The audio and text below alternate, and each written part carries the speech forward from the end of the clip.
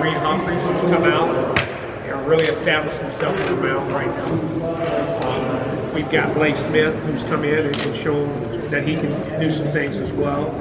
Ryan Rigby. I mean, we've got a candidate of guys back there that we're still trying to figure out. But I like our options back there. Jacob Billingsley, as a power slider, he's throwing the ball really well right now as well. So.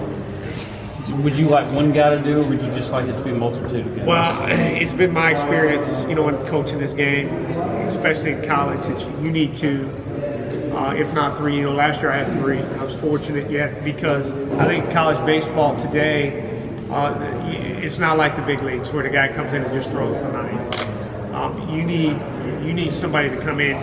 The game may be on the line in the fifth, and you need that closer to come in. And you may burn him in the fifth, sixth. And so you better have somebody else to hold it there, in the ninth. So I really like having multiple closers. Kind of go back and look at what I've done over the years, that's how I've treated it. How do you think Marrero's handled the pitching staff? Oh, phenomenal. I mean, that guy defines competitor. Now, is he young? Does he still have some things we've got to work on? Absolutely. It'd be silly to say that he's 100% ready. But his competitiveness makes up for a lot of things that he's not ready for right now. There's so many options this year with this pitching rotation. You sort of went into it. Just how difficult is it to make sure you get guys enough throws or just enough time on the mound when they're ready for games? Well, I think that goes, with your preparation. I talk to our guys every day about prioritizing and how we're going to do that. But, we do a really good job here of making sure we get them up against a lot of live hitters. Even these young men now, I'm trying to get them. We've got a lot of talented arms on the staff. And you're right. I mean, that is going to be an issue. But we'll get it fine. The experience of Austin's next part of your staff. Austin, one of the things that I'm excited for Austin about is we've given him a break ball. And I really, really believe that's going to get him deeper into ball games. With that being said, I mean, his poise out there on the mound is something that, I've pointed to a lot this year and said, hey, look what Austin Sexton's doing, with our younger pitchers. He's been a phenomenal role model of how he handles the game. The game doesn't get sped up on him. So he's been big for the staff.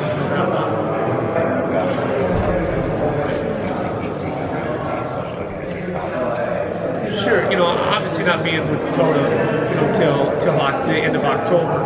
When I got here, one of the first things I did was just try to get Dakota a really defined routine of what you do every single day.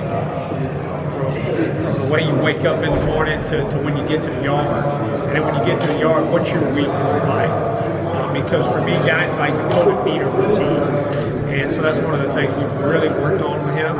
And I think, I think you saw it last night. I mean, I hope he can continue to carry that over. He had a phenomenal start last night, his last start, obviously, before we start the week. But, his routines really, I think, helped him get comfortable with what he's doing. When you see Zach Houston's role, man? We'll give Zach a chance to start. He's done it now 2 weeks in a row. He'll go again today. And he's been phenomenal. And, I think that's where we can, when you look at a staff like this and you look at the talent we have, you're like, okay, how do you get 50 innings or more out of Zach Houston or whoever it is, right? And the answer is you got to find out what role they do. And everybody's like, well, Zach can be a great closer. Well, one of the things for a great closer is he's got to be able to turn his arm around really quick. And I think Zach does take a little bit longer to recover, where you've got other guys who really bounce back fast. So, Zach can be out there competing, but as you guys well know, I mean, not 100%. You can compete all you want, stuff's just going to be a little flat that day. Where I think if we start him, we give him more time to recover, and then he's able to do more things for us.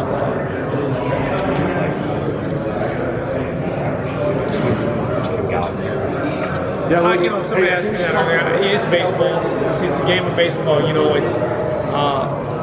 no matter where you coach, you better prepare.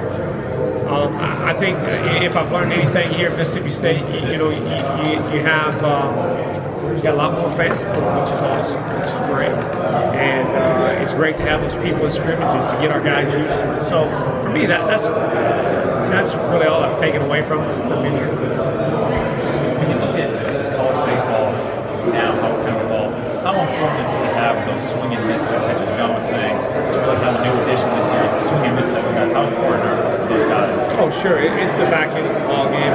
It's, I could go through quite a few examples of what that is to have swing and miss stuff, or when you need it, I guess I should say. But yeah, it's big. I mean, it's something you better teach. It's something you better have in the bullpen. It's something that your starters, I believe, should be able to do now as well. But no, it's extremely important. How would one go about teaching swing and miss stuff? Well, I think that's just that's kind of a secret.